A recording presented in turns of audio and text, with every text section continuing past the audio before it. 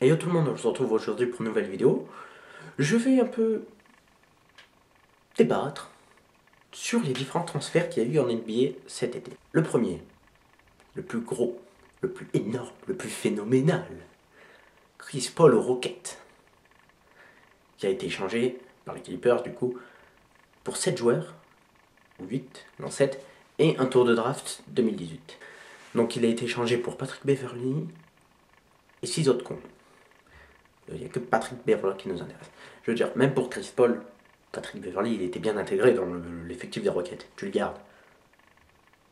Bon. Mais ça doit être franchement dégradant pour les 7. Nous 7, on ne vaut pas Chris. Bon, donc Chris Paul Rocket, à mon avis, c'est un bon choix.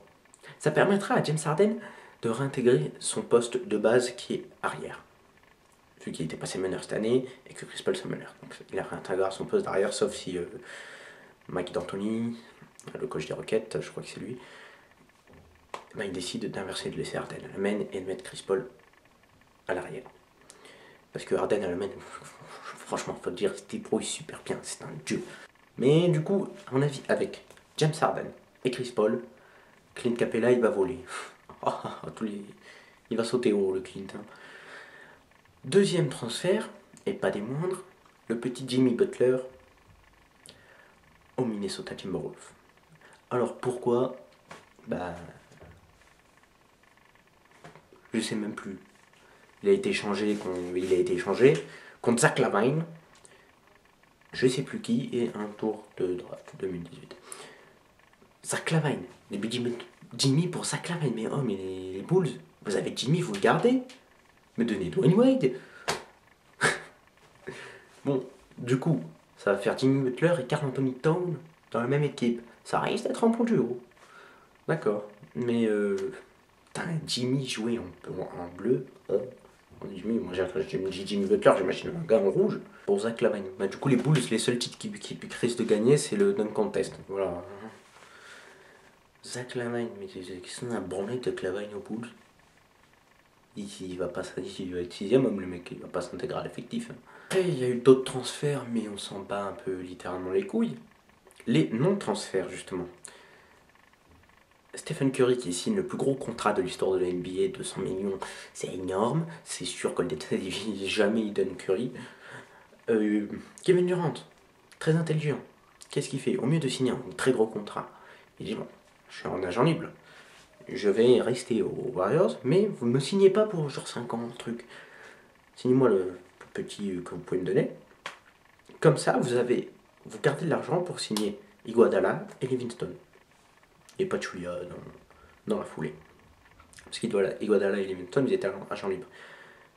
Et s'ils avaient signé Steph plus Kevin, ils n'auraient pas eu l'argent nécessaire pour signer le Iggy et le Livingston.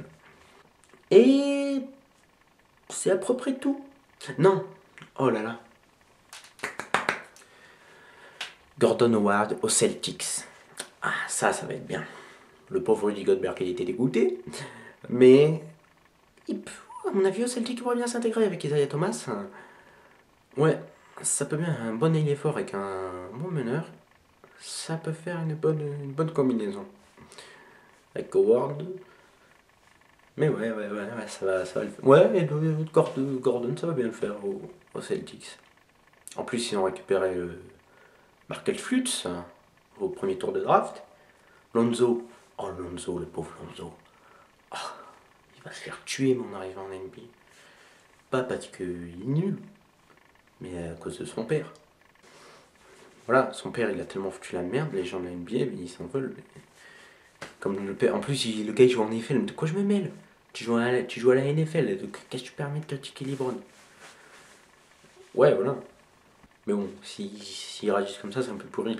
C'est sûr qu'ils peuvent pas attaquer directement. Bon, je parle d'attaquer, mais ils peuvent pas attaquer directement le père, donc c'est en écrasant un peu le gamin dans les matchs qui prend du repère. Tu avais tort, mon bon ami Lavar. Lavar Ball en plus, oh putain, Lavar, il porte bien son nom le mec, Lavar. Pardon Lonzo, j'aime pas ta tête moi aussi. C'est pas contre toi, j'aime pas ta tête. Et 900 € tes chaussures. T'as même pas encore mis un pied sur le parquet NBA, 900 € tes chaussures. Y a pas un problème. Il est fou ce type. Personne ne va les acheter, tu vas faire faillite. Ouais, donc Lavar, il a foutu la merde. Il dit ouais, moi mon fils il réussit en NBA parce que personne n'a des attentes envers lui par moi, parce que je suis un joueur de NFL, mais les enfants de LeBron ils vont se faire défoncer en NBA parce que tout le monde aura des attentes. Ouais, c'est les enfants de LeBron James, mais ils devront être super parce que ce sont les enfants de LeBron James. LeBron James il a vu faire tu te calmes avec mes gosses. Londo il est pas mieux. Un match contre les Lakers contre je sais pas qui, bon les Lakers ils avaient gagné d'un point, je crois, et lui il avait mis sur le Twitter. Heureusement que j'étais pas là, sinon on aurait gagné de 20 points. Le gars, je crois, je sais plus contre qui il jouait, je crois que c'était Chris Paul justement. Il a dit attends, toi, je t'attends. Non, c'était Paul George. Paul George, il a dit attends, toi, je t'attends. Et j'ai oublié Paul George, le transfert de Paul George, putain, j'ai oublié ça, mais comment j'ai fait pour oublier ça? Paul George au Thunder. Ouh, ça va être chaud. Ça va dunker sec à l'ouest. Hein. Paul George au Thunder. Mais il n'y a plus personne à l'est. À part LeBron et Kyrie, il n'y a plus personne à l'est. Voilà, c'est tout ce que j'avais à dire. On se retrouve pour la reprise de la saison régulière.